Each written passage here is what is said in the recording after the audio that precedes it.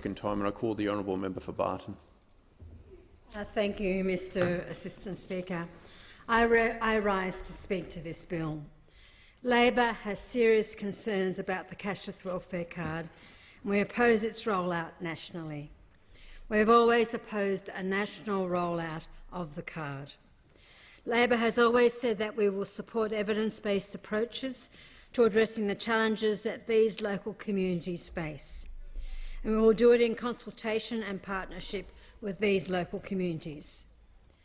This bill extends funding of the cashless debit card trial in Ceduna and East Kimberley and the Goldfields until 30 June 2020.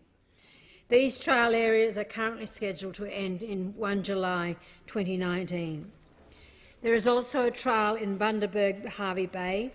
However, the end date for that trial is already 30 June 2020.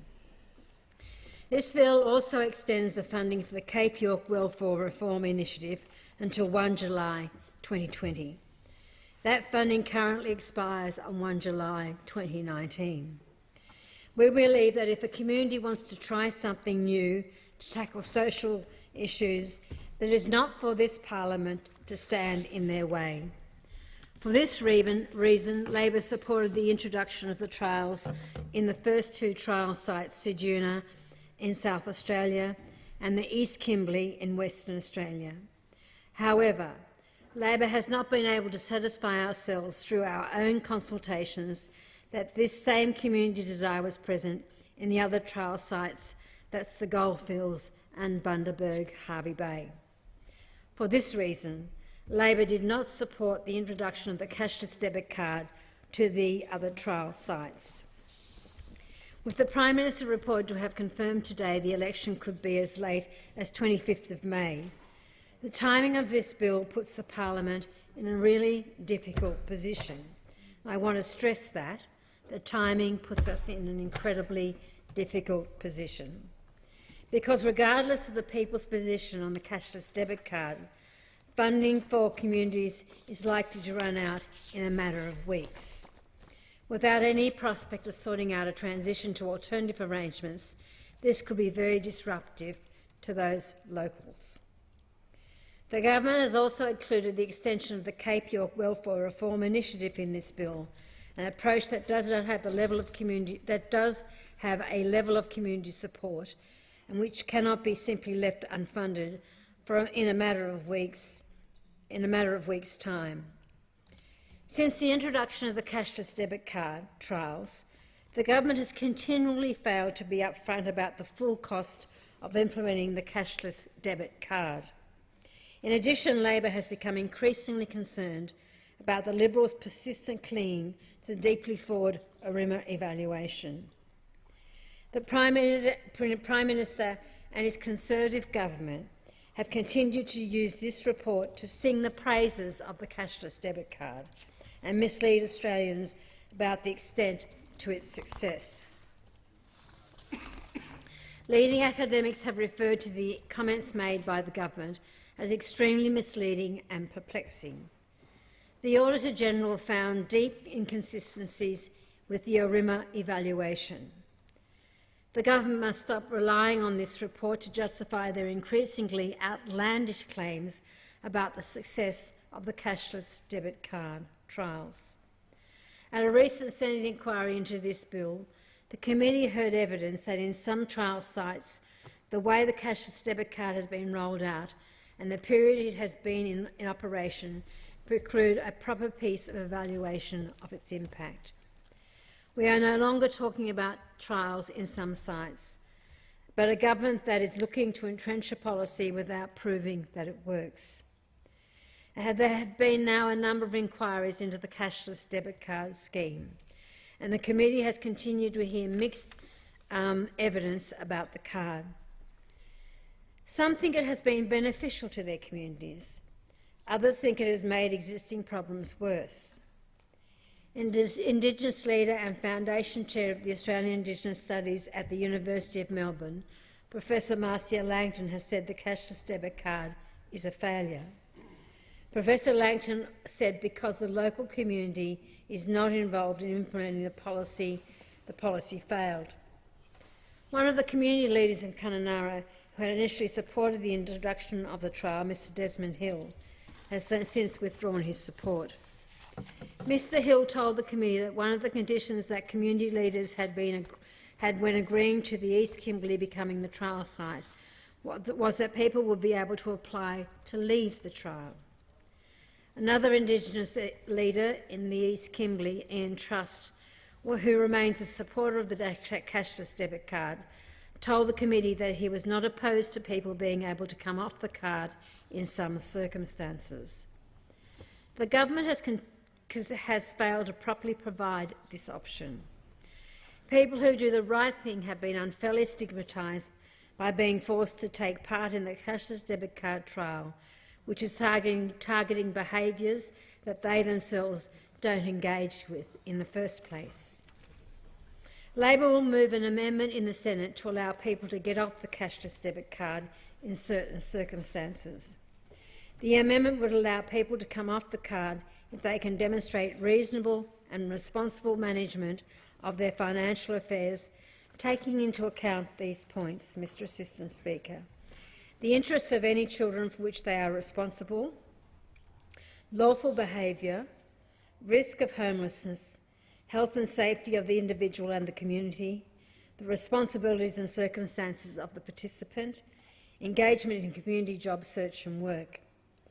Local community panels will be responsible for approving applications for people to leave the trial, but where a panel is not in place, the Department of Social Services would make the decision.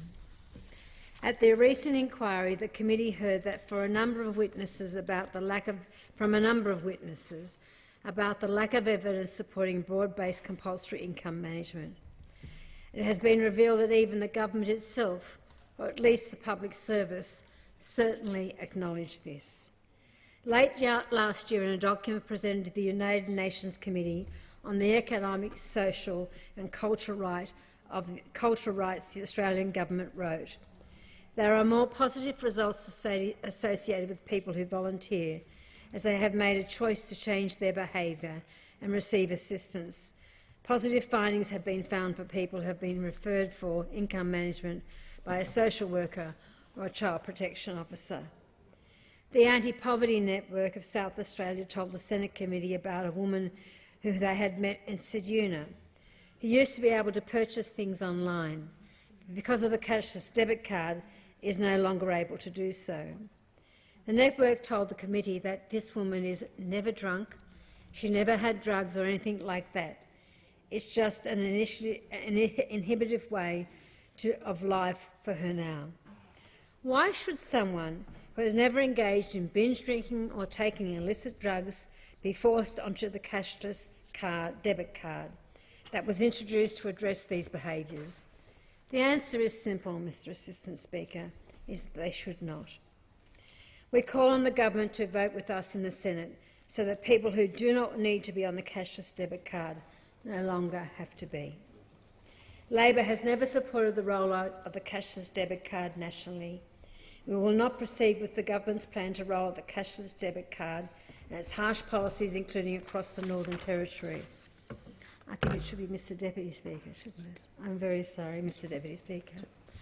Labor will not support the expansion of the cashless debit card and this form of income management to new communities unless the community wants the card and there is informed community consent. I want to really emphasise that just for a moment.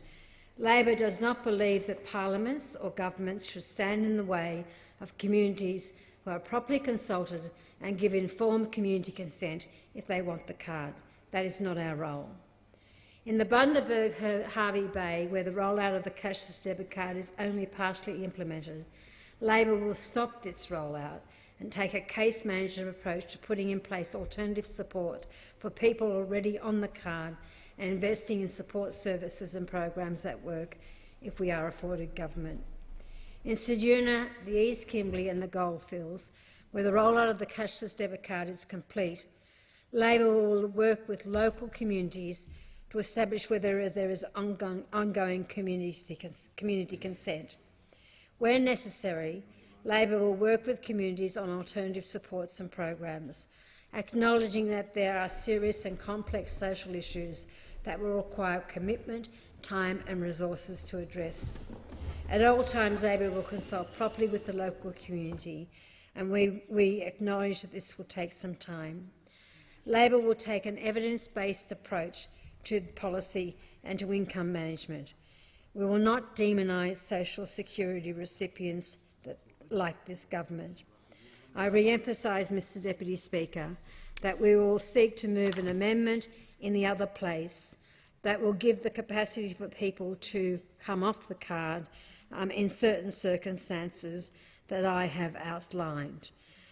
If those circumstances are met, there will be a local community panel in place that can facilitate a person coming off the card, and where there is not a panel in place, it will be done through the Department of Social Security. That is, in essence, the amendment that we will move in the upper house.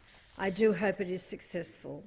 We very much recognise in Ceduna, East Kimberley and the Goldfields, where the rollout of the cashless card is complete, it will be extremely disruptive to cease those trials now, and given the timing of the proposed coming election and the uncertainty around that, we believe we are taking the responsible approach of continuing those trials for a set period of time, with hopefully, if the Senate amendment is successful, giving people who do not need to be on the card the capacity to come off the card.